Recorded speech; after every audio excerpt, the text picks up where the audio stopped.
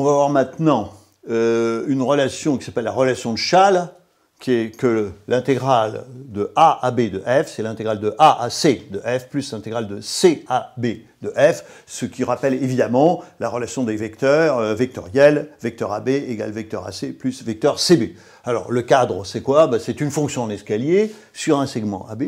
Je prends un point C entre A et B, et j'ai donc cette relation.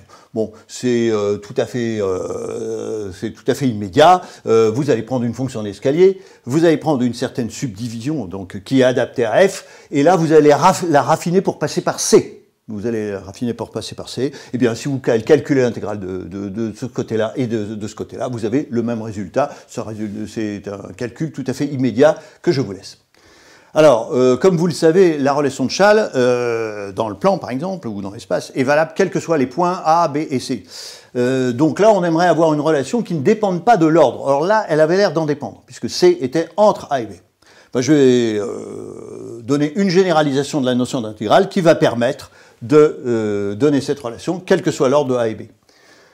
Si B est strictement plus petit que A, eh bien, je peux définir l'intégrale de A à B comme moins l'intégrale de B à A. C'est une définition. Et dans ces conditions, la relation de Schall est valable, quel que soit A, B et C, quel que soit leur ordre.